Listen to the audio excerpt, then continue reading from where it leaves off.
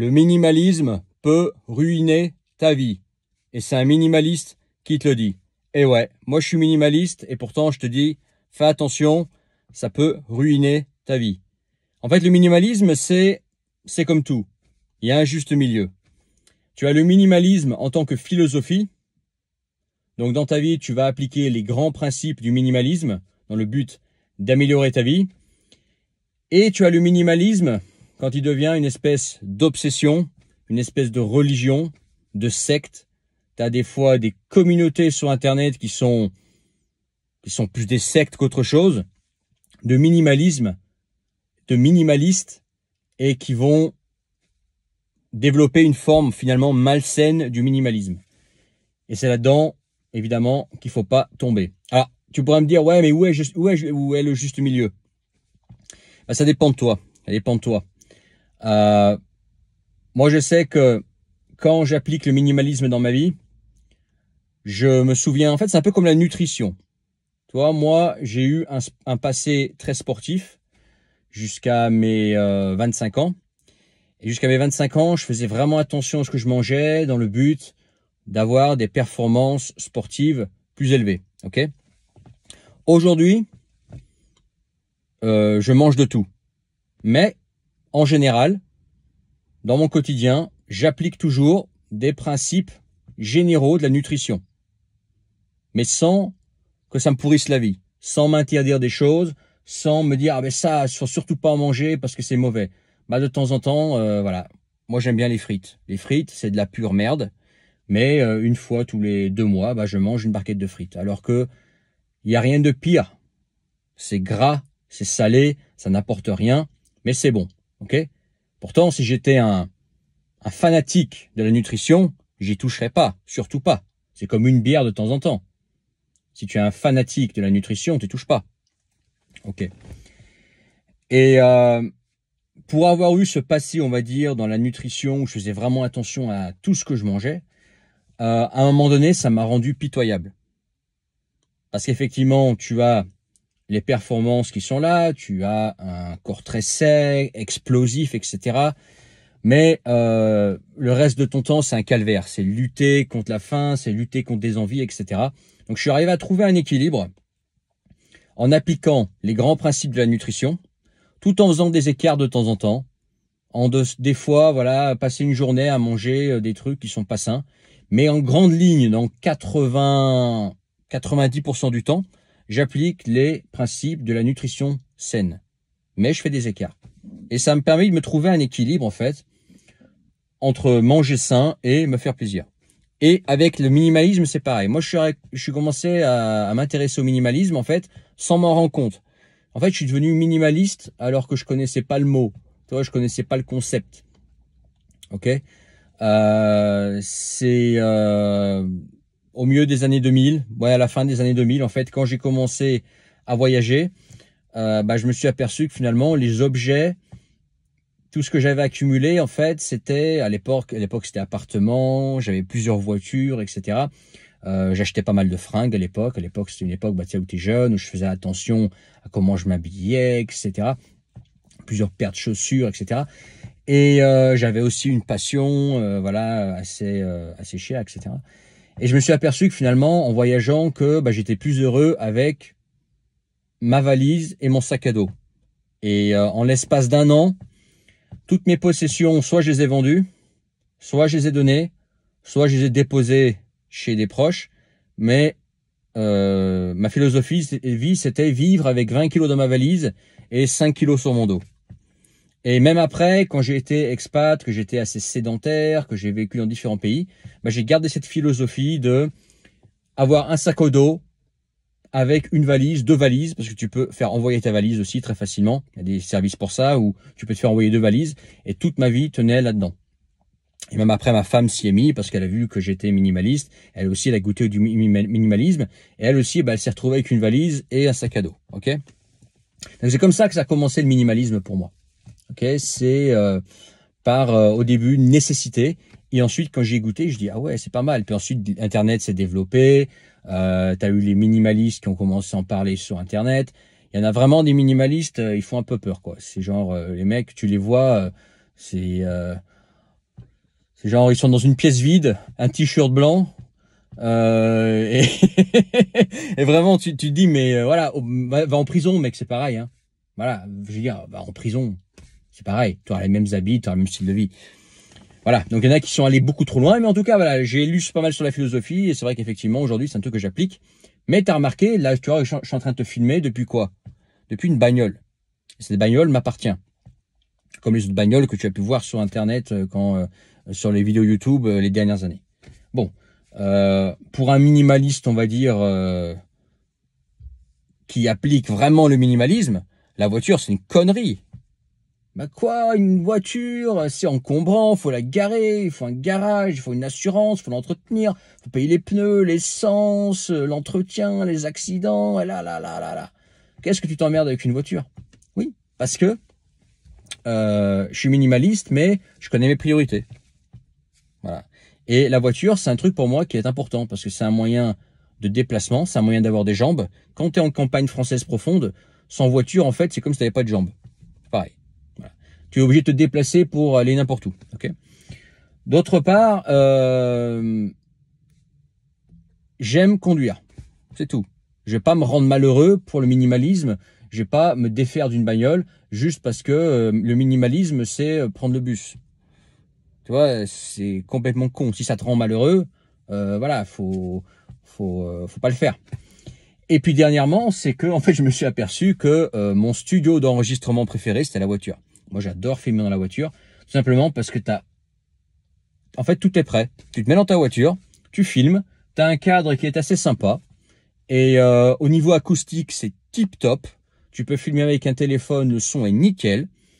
Et t'as rien à préparer. Tu mets dans ta voiture et t'es protégé des mauvaises, voilà, des mauvaises ondes sonores, on va dire extérieures. En général, quand quelqu'un te voit avec un téléphone à la main dans une voiture garée, il se dit oh il téléphone donc je vais pas le déranger. Et puis voilà, c'est super simple. Donc c'est aussi un investissement dans mon activité quelque part parce que c'est un studio d'enregistrement, tu vois. Donc voilà, juste un exemple. On s'en fout de la bagnole, c'est juste que voilà, le minimalisme c'est bien, mais faut pas non plus que ça te rende pitoyable. Si par exemple juste parce que tu veux devenir minimaliste, tu as senti qu'il y avait une communauté derrière, tu veux faire partie d'une communauté, tu as le sentiment d'appartenance, tu te dis voilà, moi à partir de maintenant je suis un minimaliste. Voilà. Donc minimaliste, c'est ça. Voilà, c'est ça. Ah non, les minimalistes, les vrais, ils touchent pas à ça. Ah non, ils achètent pas ça. Ah, surtout pas ça. Je suis un minimaliste, moi. Bah ça c'est un truc con qui peut tenir un petit moment, mais qui peut aussi te rendre malheureux. Parce que déjà, des fois, tu as des objets dont tu as vraiment besoin, que d'autres minimalistes ne comprennent pas, mais toi, dans ta vie, ils ont un sens. Et puis des fois, tu as besoin d'un minimum d'objets dans ta vie. Tu peux pas tout prêter. Tu peux pas tout louer. Tu peux pas tout avoir comme ça quand tu en as juste besoin une fois. Bah non. Parfois, oui. Et quand tu peux le faire, c'est bien. Par exemple, moi, j'aime bien le jet ski. Voilà, j'ai un exemple. Bah, j'ai pas de jet ski. Pourquoi? Parce que j'aime bien le jet ski peut-être une fois tous les 2 ans, une fois par an. Donc, je vais pas acheter un jet ski pour en faire une fois par an. Tu vois le truc? Après, si j'habitais au bord d'un lac et que mon moyen de locomotion plus simple c'était le jet ski, probablement j'aurais un jet ski, oui. Tu vois le truc. Je sais pas, tu fais du ski. Si tu fais du ski toute l'année, bah oui, t'as ton matos. Si tu fais du ski, aller moins que 5 fois dans l'année, ça sert à rien d'acheter du matos, tu le loues. Tu vois ce que je veux dire? Mais il faut pas non plus que, juste par principe de minimalisme, tu te prives et que tu te rendes pitoyable, quoi. Tu vois? C'est comme par exemple les outils, ou je sais pas, des trucs dont tu as besoin dans ta maison. Quand je vois les mecs là, sur Internet, des fois, ils sont dans une piole, assis par terre, avec un t-shirt tout blanc, et genre, t'as l'impression d'être dans un hôpital psychiatrique ou d'ailleurs c'est le cas, pour moi c'est des psys ces mecs, des hôpitaux psychiatriques ou dans une prison. Je dis ah non mais moi ta vie me fait pas rêver. Ah oui t'es un minimaliste. Ah non mais t'inquiète pas, je te contredis pas le titre. Ah oui t'es le boss du minimalisme. Ah je vais surtout pas te contredire. Si c'est ça ta philosophie de minimaliste, ah mais moi alors là ça va. Tu vois donc c'est comme tout en fait. Il y a un juste milieu. Des fois t'as besoin d'un minimum d'objets. T'as besoin d'un minimum d'habits. Tu as besoin d'un minimum de chaussures pour chaque situation. Tu as besoin, voilà, paire de chaussures de randonnée, une paire de baskets, une paire pour la ville. Voilà. je sais pas, avec des chaussures de randonnée en plein centre-ville, bah t'as quand même l'air d'un con. Alors je sais que ça se fait, moi je m'en fous, moi aussi je m'en tape, je m'habille vraiment à la cool maintenant. Mais tu vois le truc, si par exemple, je sais pas, tu vas à une soirée business, tu t'arrives pas avec des chaussures de randonnée. Tu vois ce que je veux dire? T'arrives pas avec un t-shirt à une soirée où je sais pas, c'est business et on met une chemise au moins. Tu vois ce que je veux dire? Alors, t'as pas besoin d'aller jusqu'à la cravate et le costard 3 pièces, mais tu vois, il y a un minimum quand même. Tu vois, je sais pas, par exemple, tout à l'heure je te parlais de bagnole, la mécanique, il faut un minimum d'outils. Moi, il y a beaucoup de mécanique, 3/4 de la mécanique que je fais tout seul sur ma voiture, voire plus. Bon, il faut un minimum d'outils. Ah, les outils sont spécifiques, etc. Tu peux pas les avoir. Ah, mais j'ai besoin d'un outil. Ah bah non, tout est fermé. Sur Internet, il faut attendre une semaine. Il faut les avoir sur toi, tout ce que je veux dire. Donc, le minimalisme, c'est bien, je pense, comme tout. C'est bien d'appliquer ça dans les grandes lignes. C'est bien de pas acheter des trucs dont, effectivement, tu te sers très peu, dont tu n'as pas besoin, comme par exemple l'exemple du jet ski. Toi, ça va être un autre exemple. Hein. Je sais, c'est devenu une vidéo un petit peu sport mécanique, du coup. Mais bon, c'était pas le but. Mais il faut un minimum, quoi. Il faut un minimum et effectivement, ce que tu n'utilises pas, tu le vends. Si par exemple, je sais pas, est-ce que tu as besoin de 3-4 voitures? Non. Est-ce que tu as besoin, je sais pas, par exemple, un autre exemple, on va prendre l'immobilier. Une fois que tu as ton chez toi, est-ce que tu as vraiment besoin d'avoir une deuxième maison, une troisième maison? Même si tu as les moyens, on s'en fout. Admettons, tu es multimillionnaire, tu peux t'acheter 5 maisons. Une dans chaque pays que tu veux. Est-ce que tu en as vraiment besoin? Non.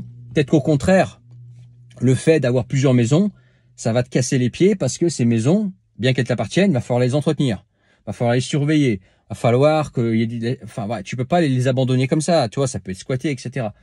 Donc, si tu n'as qu'une maison, mais que quand tu vas dans tes pays, tu fais du Airbnb ou tu loues, bah, au final, c'est peut-être mieux.